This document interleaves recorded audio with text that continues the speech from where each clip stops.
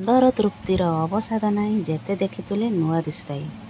ଦେଖନ୍ତୁ, ବୋଇତାଳୁ ଫୁଲ ବା କାହାର ପସନ୍ଦ ନୁହେଁ, ସମସ୍ତଙ୍କର ପସନ୍ଦ। ଖାସ୍ କରି ତ ମୋର ବହୁତ ପସନ୍ଦ, ଆପଣଙ୍କର ବି ନିହାତି ପସନ୍ଦ ଆସିବ ଏଇ ରୋଷେଇଟି। ଦେଖନ୍ତୁ, ବୋଇତାଳୁ ଫୁଲ ଗଛରେ ଆମର ବହୁତ ସାରା କଷି ହେଇଛି। ଯେଉଁ ଗଛରେ ବୋଇତାଳୁ ହେଇଥିବ ସେଇ ଗଛରୁ ଡଙ୍କ ଖାଇଲେ ବହୁତ ମିଠା ଲାଗିବ। ଏଇ ବୋଇତାଳୁ ଫୁଲ ଆଉ ଡଙ୍କରେ ମୁଁ ଗୋଟେ ବଢ଼ିଆ ଜିନିଷ ବନେଇବି। ଦେଖନ୍ତୁ, ତା ପାଇଁ ମୁଁ ଆଳୁ କାଟିଛି, ବାଇଗଣ ଆଉ ଡଙ୍କ ଆଉ ବୋଇତାଳୁ ଫୁଲ ତାକୁ କଡ଼େଇରେ ଦେଇଦେଲି। ଲୁଣ ହଳଦୀ ଦେଇକି ତାକୁ 5 ମିନିଟ୍ ଘୋଡ଼େଇ ନେବି। ପରିବା ଆମର ଟିକେ ସିଝି ଆସିଲେ ପରିବାକୁ ଏପଟ ସେପଟ କରିଦେବି। ଆଉ ପରିବା ପାଇଁ ମସଲା ନେଇଛି ସୋରିଷ, ଜିରା, ରସୁଣ, ଶୁଖିଲା ଲଙ୍କା। ତାକୁ ମସଲାକୁ ଗ୍ରାଇଣ୍ଡର କରିକି ପରିବାରେ ଦେଇଦେଲି। ଅଳ୍ପ ଟିକେ ପାଣି ଦେଇକି ପୁଣି ଭଲ ଭାବରେ ଘୋଡ଼େଇ ନେବି। ଟିକେ ପରିବା ସିଝି ଆସିଲେ ତାକୁ ଗୋଟେ ଜାଗାକୁ କାଢ଼ିଦେବି।